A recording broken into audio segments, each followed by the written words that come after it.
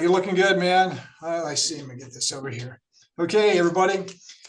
Welcome to CSU's Pueblo Extended Studies Podcast, everybody. My name's Gary Salazar. I'm the Associate Dean here at the Division of Extended Studies for Adult Learning.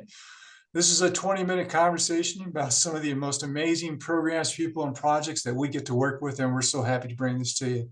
We try to highlight, elevated people and programs. We creating educational opportunities. We want to help foster collaborations, anything that helps our communities and all of you become better. That's our goal. We do record these and we put them on the YouTube channel as well as sending them out through our other media.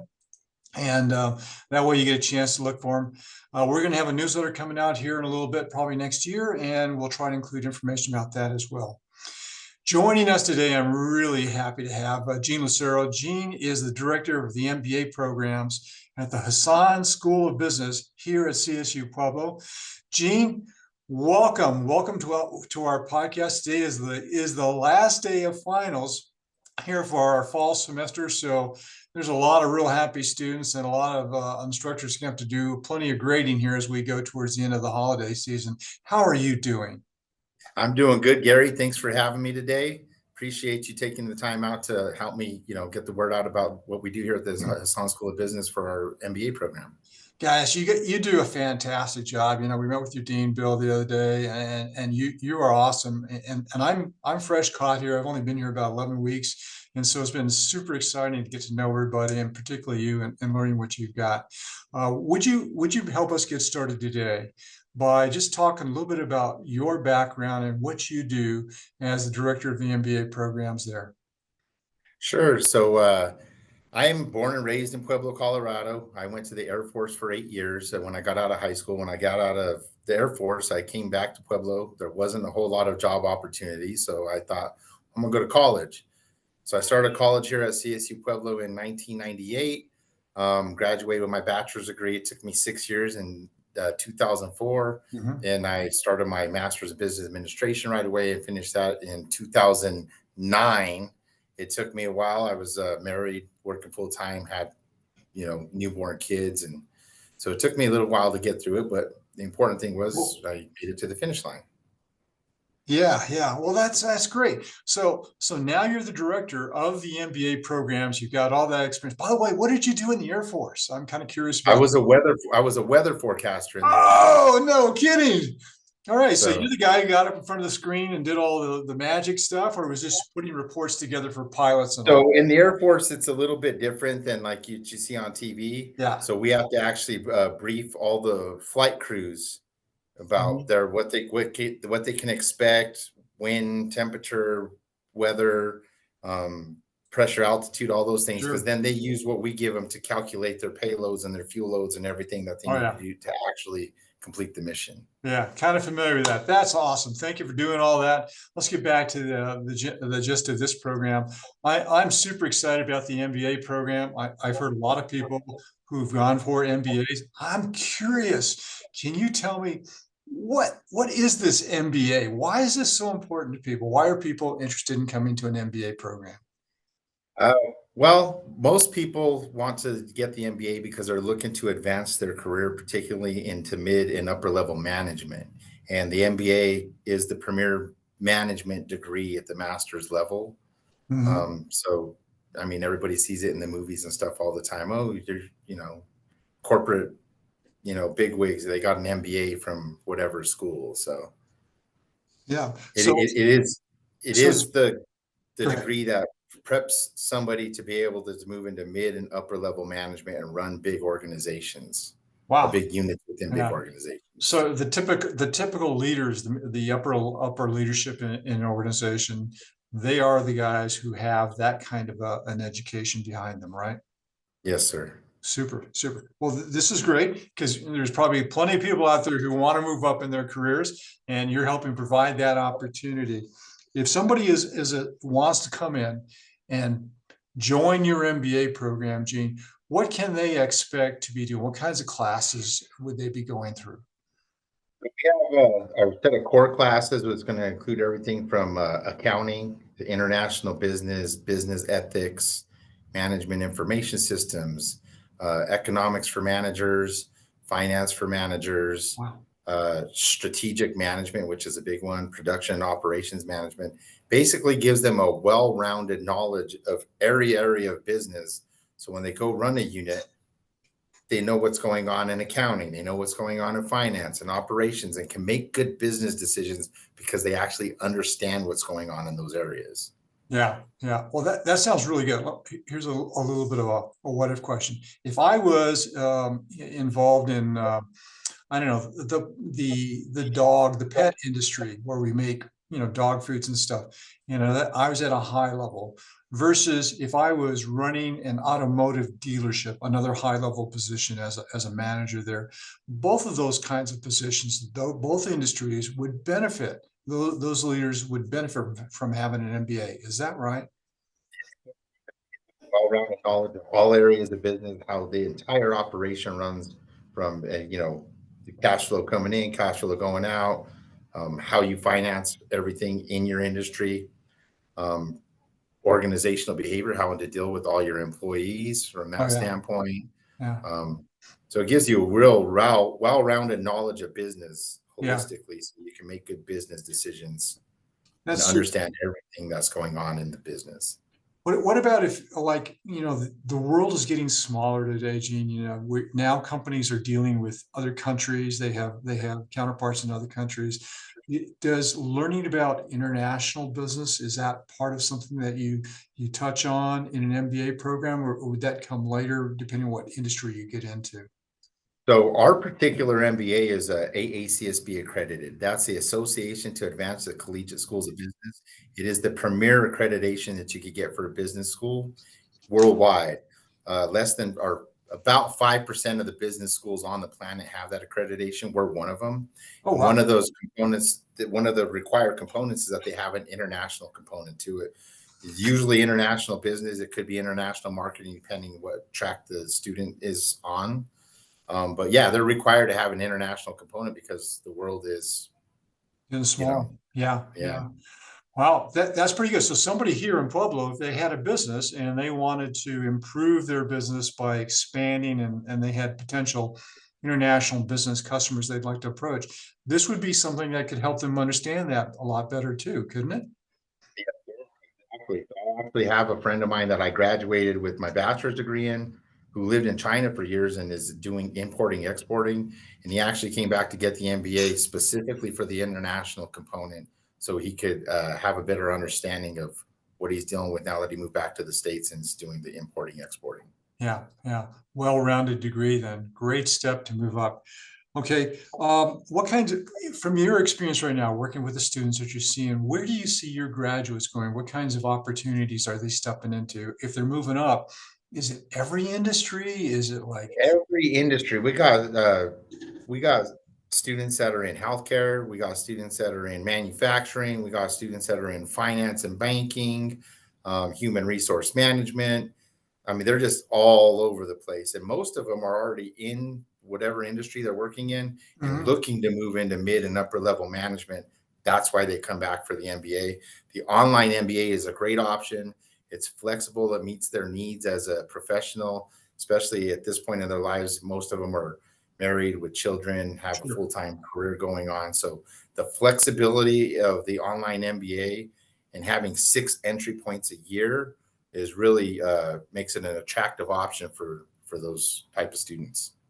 That's cool. And you said 6 entry points, and you said online too. So I want to clarify for the audience out there, your programs are offered on ground as well as online. Is that correct? Yes, we do have an online MBA as well as an on-campus MBA. Now the Yeah. structure is a little bit different for the two. For the on-campus MBA, we only have the 3 entry points: fall, spring, and summer. But Mhm. for the online, we have fall and then fall B, spring, spring B, and then summer and summer B. So you have a little bit more opportunity to enter the Right. program at I any see. point. Yeah, those are the 6 points. And the fall A, B, that model, those are 8 weeks long in sessions for the fall and the spring. I think the summer too, right? About 8 weeks each. Yes, there's two Okay. 8 weeks 12 weeks, so they actually overlap by 4 weeks. Okay. So we get some students that take a little bit of a break there so they don't have so much of a load. Yeah. Plus, they're usually trying to go on vacation with their families and stuff. But we still have pretty robust enrollment in the summer anyway. Yeah, yeah, that's awesome. That is a terrific amount of opportunity, especially for the working adults out there and anybody who wants to move up. Super job with that. Okay. And if somebody wants to come into the MBA program, what are some of the initial steps that they have to? I want to become an MBA student, what should I be thinking about doing as my first couple of steps? So the first thing is you need to have a completed bachelor's degree. Okay. Okay. The minimum GPA that we accept with no conditions is a 3.0. If you're below 3.0, you still apply. We can admit you. You'll just have some conditions like the first semester, you'll have to maintain at least a 3.0 GPA. So historically, to get in an MBA program, you would have to take what's called the GMAT, the Graduate Management Aptitude Test, which is like the ACT or SAT for graduate school for business. Okay. Starting now in fall of 23, I have made that optional. So by Oh, optional, I mean you could still take it and we'll use that for your admittance and especially the writing score to see whether or not you have to take our writing for MBA course. Or you could opt not to take it and just take the writing for MBA course right out the gate in your first semester. So that's a online 1 credit class. So it's, most of our students are choosing that option now because we have a lot of students that are, don't like the idea of taking that big long 4-hour GMAT exam. right, right. What a cool thing, and good of you to give that added flexibility there for the students. That is super. What a good thing to do.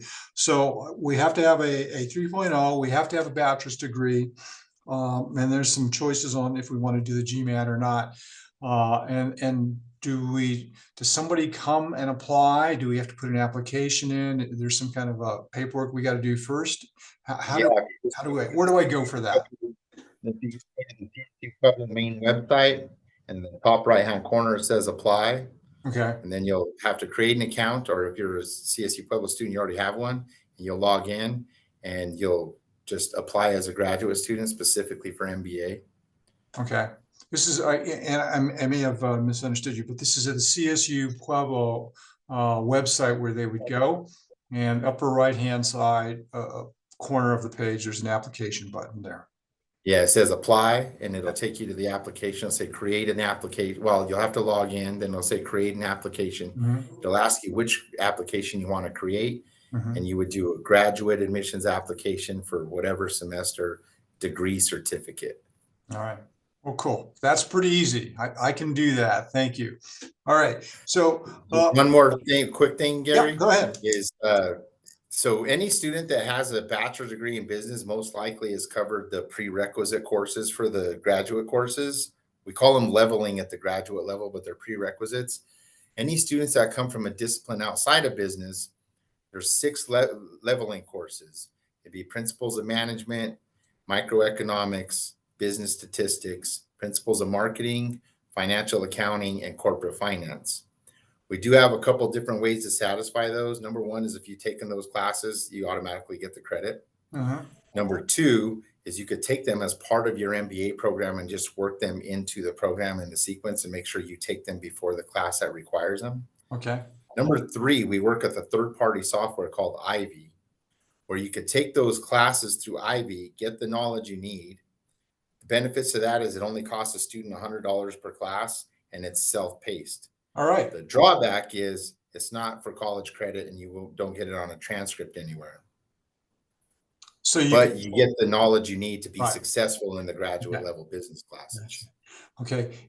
There's something else I know that exists here called PLA, prior learning assessment and stuff. Does any of that work with an adult who's been working in the business field, for example? Does any of that work and help them not have to take some classes? Yes. So let me give you an example as far as levelers go. If I know a student that's entering the program has been a manager for 2 or more years already, I give them credit for the principles of management.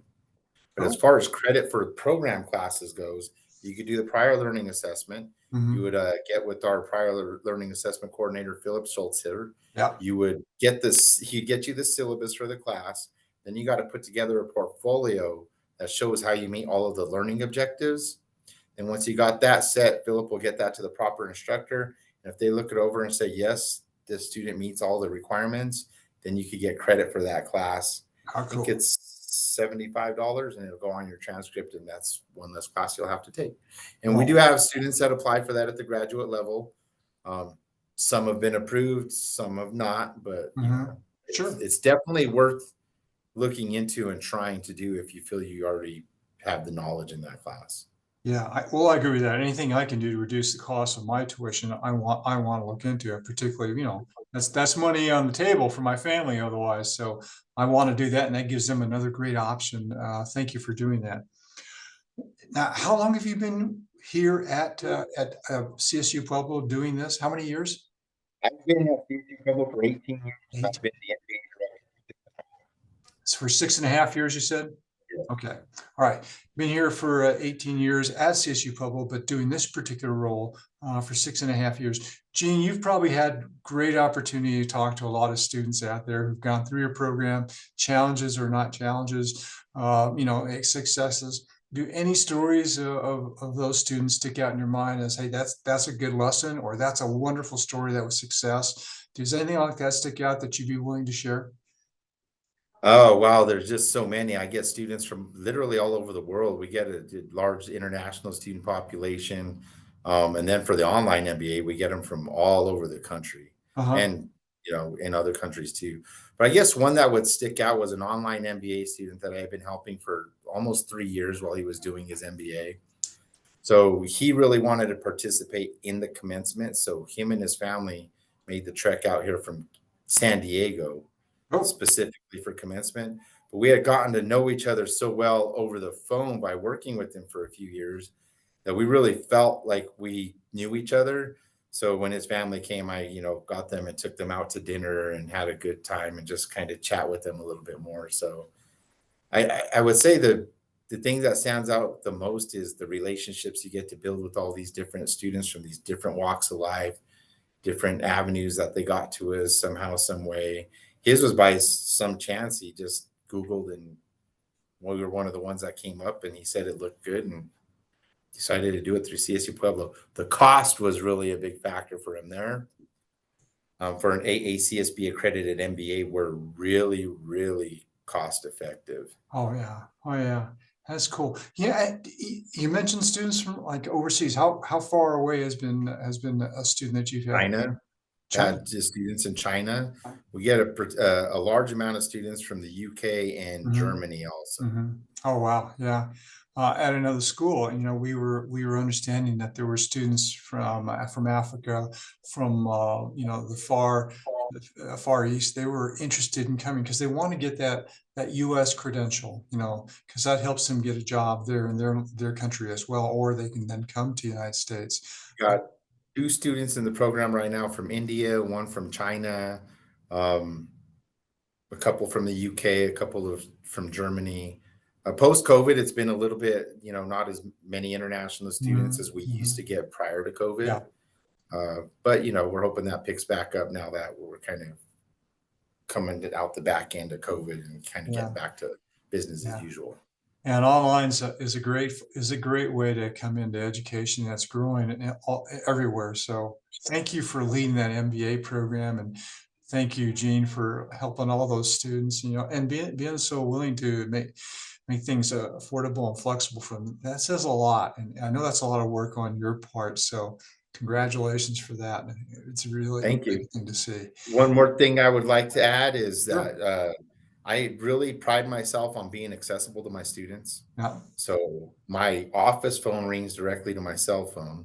Most of my students already have my cell phone anyway. Hmm. Um, like I said, most of them are working professionals, have families, children, and they're not necessarily available to contact me in the Oh yeah. normal office hours. So I make myself available to them whenever they need me to make sure that they're getting served properly. Hmm. And my philosophy for any student that comes in is I'm trying to get them into the program and out as quickly and as cheaply as possible. Right. So, like the leveling courses, they're welcome to take them on campus. Takes them a little bit longer, a little bit more costly, but if that's what they want, that's what I'll do. But that's why we have the flexible option for the IB courses so it can be cheaper and quicker for them. Right, right. Yeah, that's cool. Oh, that's our timer going off. Hey, we're going to have to wrap this up pretty quickly here, but let me ask you this. If a student wanted to reach you, you kind of alluded to this, but if they want to learn more about this, is the best way to reach you is to call you on your phone, or is there a different way? And if so, would you be willing to share the phone number? Sure. You want me to put it in the chat? Yeah, go ahead. Let's put that in the chat. You can see that. Remember, though, that not everybody is going to be viewing this. Some will be listening to it as well. So the phone number is 719-549-2155. Okay. And 719. email, that's another good way to reach me. I try to respond to those within a few minutes. I mean, Mhm. most people like 24 hours, but I monitor my email all the time. Even when I'm at home, I open it up. Yep. My kids are always like, Dad, you're working. I'm like, well, I like to take care of it as soon as it comes across, because if I don't, there's a chance it could get lost. Sure. And I don't like to do that to students. So my email address is Gene, that's Gene .Lucero, Lucero at csupueblo.edu. Got it. Yeah, and if students reach out to me, the first, especially potential students, the first thing I try to do is contact them right away and set something up so we can actually review the program details and their unique situation. That, you know, every student's a little different. Yeah, super. That's awesome. All right, Gene, thank you so very much. We've reached the end of our podcast.